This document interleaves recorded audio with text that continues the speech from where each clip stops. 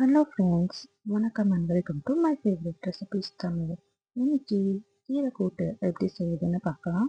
அதுக்கு தேவையான கீரைகளை நமக்கு மாடி தோட்டத்தில் பறிச்சுட்டு வந்துக்கலாமா?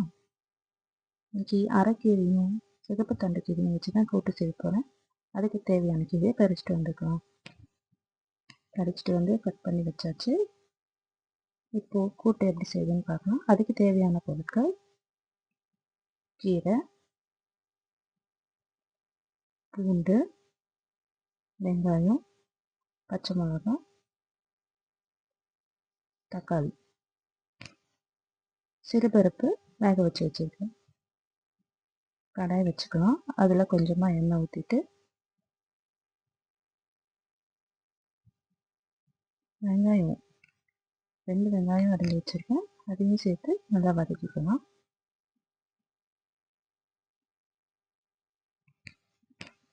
வெங்காயம் வதங்கினப்புறமா பச்சை மிளகாய், ஒரு பச்சை மிளகாய் கட் பண்ணி வச்சுருக்கேன், அதையும் சேர்த்து வதக்கிக்கலாம். தக்காளி 2 தக்காளி, இது கொஞ்சம் நேரம் வதங்கட்டும். இது வதங்கின அப்புறமா நம்ம கட் பண்ணி வச்சுருக்க கீரையை சேர்த்து வதக்கிக்கலாம்.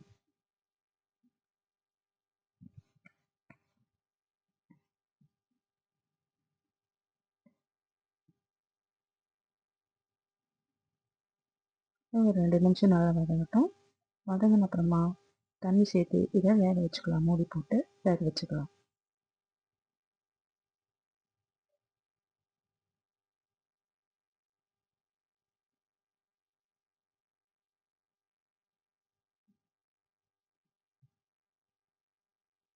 ஒரு 10 நிமிஷம் இது வேகட்டும். வெந்த அப்புறமா நம்ம வேக வச்சு வச்சுருக்க பருப்பை இதில் சேர்த்துக்கலாம். பருப்பு சேர்த்தாச்சு. இதை நல்லா கலரி விட்டுட்டு தேவையான அளவு உப்பு சேர்த்துட்டு ஒரு 5 நிமிஷம் வேக வச்சு எடுத்தோம்னா கீரை ரெடி ஆகிடும்.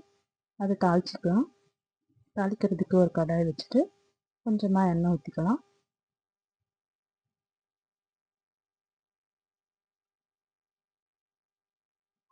எண்ணெய் ஊற்றிட்டு ஒரு 1/2 ஸ்பூன் கடுகு, 1/2 ஸ்பூன் உளுத்தம்பருப்பு, ஒரு 2 காஞ்ச மிளகாய், கொஞ்சமாக பெருங்காயம் சேர்த்து தாளித்து இதில் கொட்டிக்கலாம்.